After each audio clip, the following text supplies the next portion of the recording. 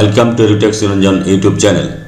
1 June থেকেই DBT link bank অ্যাকাউন্টে পাবেন অন্নপূর্ণা ভান্ডারের 3000 টাকা। লক্ষ্মীর ভান্ডার যে অ্যাকাউন্টে দেওয়া হতো সেই অ্যাকাউন্টেই অন্নপূর্ণা ভান্ডারের 3000 টাকা 1 জুন থেকে দেওয়া হবে।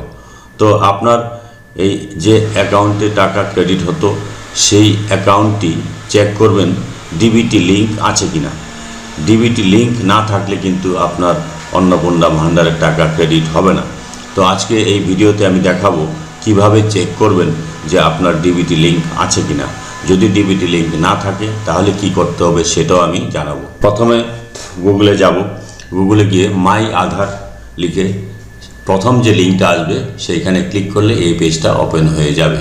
Unique identification authority of India, এখানে দেখুন একটা লগ ইন অপশান রয়েছে। লগ ইন অপশানে ক্লিক করব। এখানে log in with Aadhaar and OTP বলা আছে। লগ ইন অপশানে আমি ক্লিক করলাম। লগ ইন অপশানে ক্লিক করার পর এখানে আপনার আধার নাম্বারটা এন্ট্রি করবেন। আপনার যে আধার নাম্বারটা রয়েছে সেটা এন্ট্রি করবেন। আধার নাম্বারটা এন্ট্রি করলাম। এখানে একটা ক্যাপচা রয়েছে, ক্যাপচাটা দিতে হবে। তো আমি ক্যাপচাটা দিচ্ছি।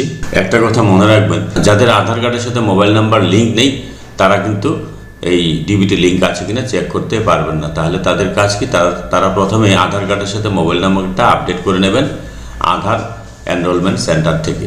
তো এখানে আমি লগ ইন উইথ ওটিপি করলাম। ক্যাপচা দেওয়ার পর এখানে একটা ওটিপি মোবাইলে চলে আসবে, সেই ওইটা এখন এখানে বসাচ্ছি। তো আধার ওটিপিটা বসালাম, যেটা আপনার মোবাইলে চলে আসবে সেটা বসালাম, বসে লগ ইন অপশানে ক্লিক করলাম। লগ ইন অপশানে ক্লিক করার পর এরকম অনেকগুলো অপশান আসবে। এখান থেকে দেখুন ব্যাংক সিডিং স্ট্যাটাস, এই অপশানটাতে ক্লিক করবেন।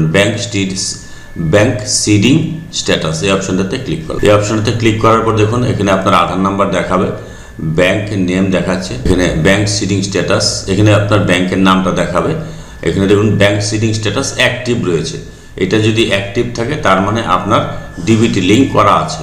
আর যদি এটা ইনঅ্যাক্টিভ থাকে তাহলে আপনাকে বুঝতে হবে এটা আপনার ডিবিটি লিঙ্ক করা নেই। সেই ক্ষেত্রে এখানে যে ব্যাংক অ্যাকাউন্টটা আপনার লক্ষ্মীর ভান্ডারে দেওয়া ছিল সেই ব্যাংকে গিয়ে আপনার আধার কার্ডটা নিয়ে যাবেন। ওই ব্যাংক অ্যাকাউন্টের সাথে আধার কার্ডটা লিঙ্ক করবেন। ব্যাংক অ্যাকাউন্টের সাথে আধার কার্ড যদি লিঙ্ক হয়ে যায় তাহলেই আপনার ডিবিটি স্ট্যাটাস অ্যাক্টিভ হয়ে যাবে। যে ব্যাংক অ্যাকাউন্টটা এখানে দেখাবে সেটা যদি ইনঅ্যাক্টিভ দেখায় তাহলে সেই ব্যাংকে গিয়ে আধার কার্ড নিয়ে যাবেন, গিয়ে আপনার আধার কার্ডের নাম্বারটা ব্যাংক অ্যাকাউন্টের সাথে লিঙ্ক করলেই ডিবিটি লিঙ্ক হয়ে যাবে। এইভাবে আপনারা করবেন, তার যে অন্নপূর্ণা ভান্ডার টাকা ক্রেডিট হওয়ার কথা সেটা কিন্তু ক্রেডিট হবে না। এটা চেক করবেন যে অ্যাক্টিভ আছে কিনা। অ্যাক্টিভ থাকলে আর কিছু করতে হবে না। যাদের অ্যাক্টিভ নেই তারা ব্যাংকে গিয়ে অ্যাকাউন্টের সাথে আধার কার্ড লিঙ্ক করে নিলেই আপনার প্রবলেম সলভ হয়ে যাবে। যদি ভিডিওটি ভালো লাগে please like, share and subscribe this channel to get notification off the next update. Thanks for watching this video.